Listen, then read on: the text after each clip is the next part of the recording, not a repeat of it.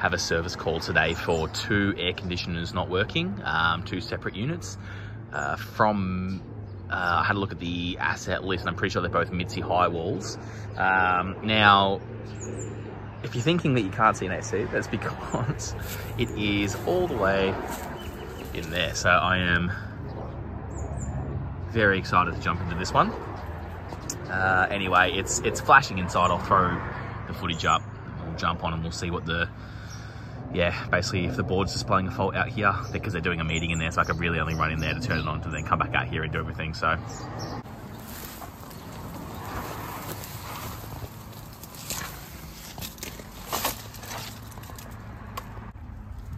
I've just taken the cover off. It's a older style, but we will just check.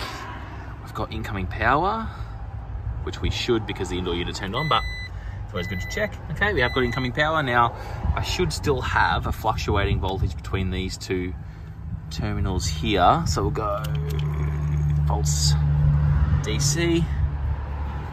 And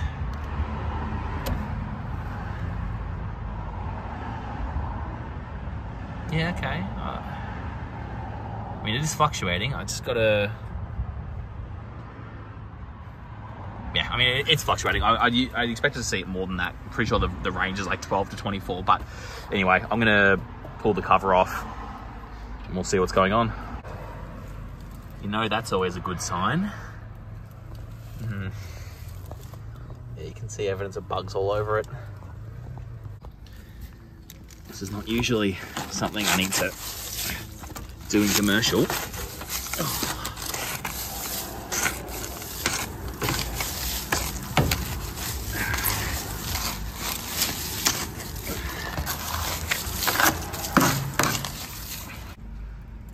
Alright, we finally got there, bloody hell. Alright, first off the bat, I'm looking at, I think that's the control board. Yeah, it's a control board, and I've got no flashing LEDs. We'll see if we're getting power. So this is a 3-board setup. So you've got incoming power that goes to your noise filter board, which then goes to your power board, and then finally to your control board. So on this pink loom there, I should go to DC. I should be getting, I think it's like, the range is like 280 to 320 or some shit like that, DC, right? So currently, I'm getting nothing. Now what I need to do is basically trace back power. So am I not getting power because there's an issue with the noise filter board, or is the noise filter board not getting power? So I'm kind of just gonna be jumping around now to test the voltage. We know we've got voltage there, so supplying the noise filter, the noise filter board. But yeah, I just got to work out which loom it is that goes to the power board there. So we can see here we've got incoming power. So on your blue, we've got a blue and brown wire. So up there, L and N, blue and brown. All right, so that's feeding power board, the noise filter board, sorry. Then from there, it looks like we're going across here. So yellow and red leave and go to our reactor, which then feeds power board. So what we'll try to do is I'll follow the wires, find where the reactor is, we'll test power there. So you can see our reactor is tucked away down there, that big coil. That's our reactor. Feeds over there. Might have to actually get this one out of the way to get access to it. And of course, no bloody isolator, so fantastic. Right, so kind of hard to test and show this one, but I tested incoming power to the board. We've got incoming power there. We've got no outgoing power. Now all I need to work out is there no outgoing power because that board's not being told to turn on yet? Because I don't know if that should be constantly sending power. Because I know that there are some things where like you can, I don't know if it's this unit. I wouldn't have assumed that it was, but I will just check. Well, actually, you can usually, is there, it might be that. I've got to know, because that's only attached to, on some of the newer ones, I'm not 100% sure on this one to be honest, but on some of the newer ones, they'll have basically like, you're not allowed to have idle power anymore. So this board will wait for the signal. So what will happen is it'll send that 230 volt pulse, that tells it it's time to go, and then it'll start fluctuating, right? So I don't think it's that one. I just can't remember what the relays are called. I know it's like the X1 relay and the indoor. Fuck it, I'm gonna have to go in there. Oh well. I won't be able to film and talk in there, so I'll just film and we'll see how good my editing skills are. I might chuck up some captions if I can.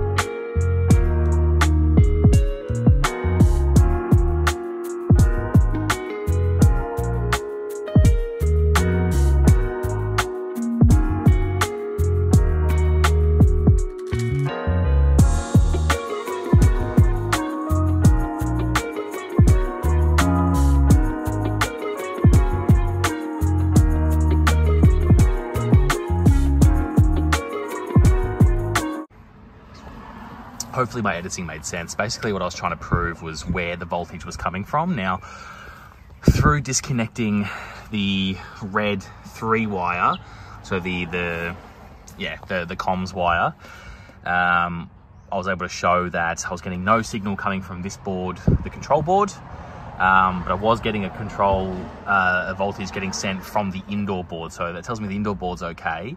My problem lies out here, and like I said, I'm leaning towards this noise filter board, not sending power, because like I said, I'm getting no power at that reactor, which then in turn is not sending power to my control board here. So on this one, I'm gonna see if I can do a visual. Like I said, I can see heaps of bugs and shit all over it too, so I might just go through and test some of the fuses. I don't know how many fuses are on there, but we'll have a look. Just quickly gonna test the reactor. I'm gonna test the LEV compressor, just the stuff that, I don't know, potentially could take out. Usually, I guess it would take out the control board, but I mean, while I've got it open, I might as well just quickly test those things. But like I said, leaning towards this board here being our problem. Oh, actually, that might be blown there. Hold on, let me test that one.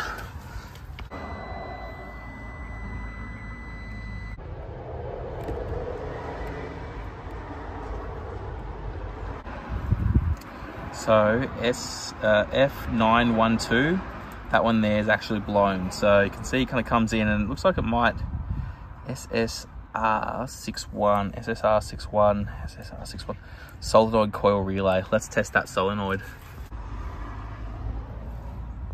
So we're getting a reading across it. I might just test that to earth though. Test it all right to earth. So I'll just go through and test the other components. I'll see what size it is, and we'll see if we can replace that.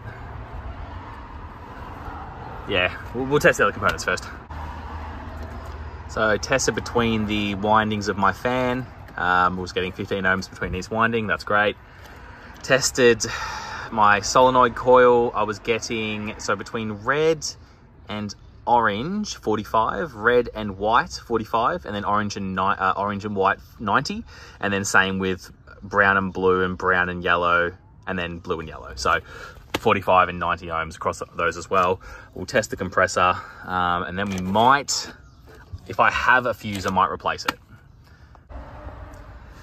And getting 1.45 ohms across all of my my windings of the compressor. So might double check. We'll see what that size fuse is. We'll replace it and turn it on, see what happens.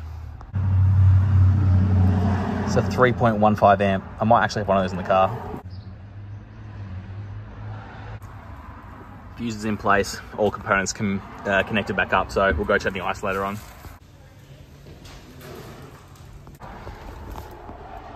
We have a light. That's always a bonus. I've turned this thing on to heat, so hopefully in a sec it'll actually kick on.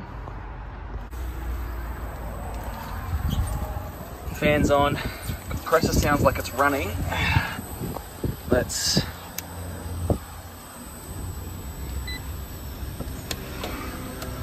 Yep, compressor is running.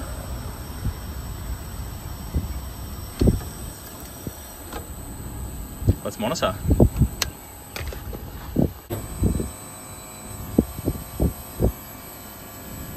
Suction's getting cold. Discharge warming up.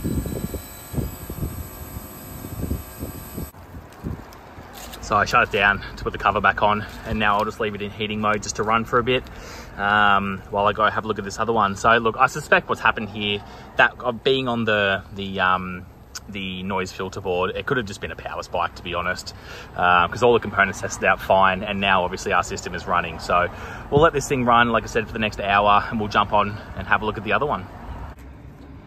Access for this one's a bit better, isn't it?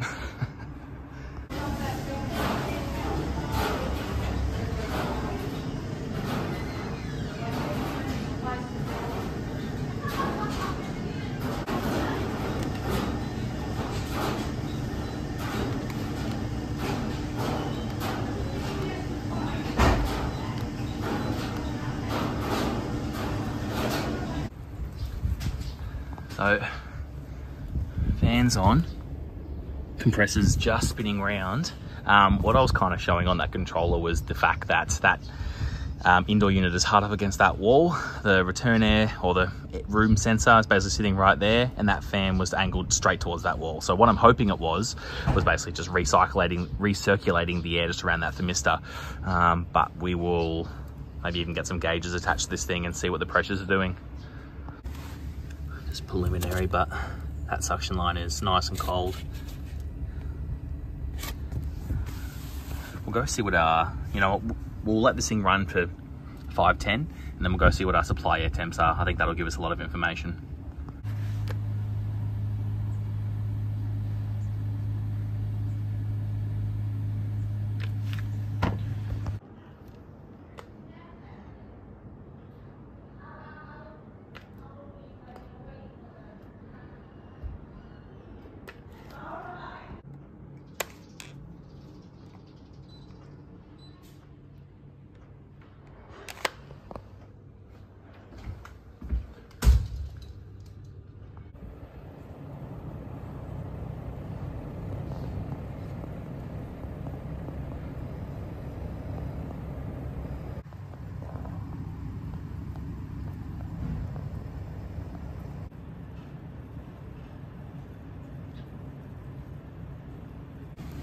So I think maybe I'm running a bit hotter than it is in there. So I've actually flicked it over to heating mode now. So get this thing to really pump. And for anyone who's wondering,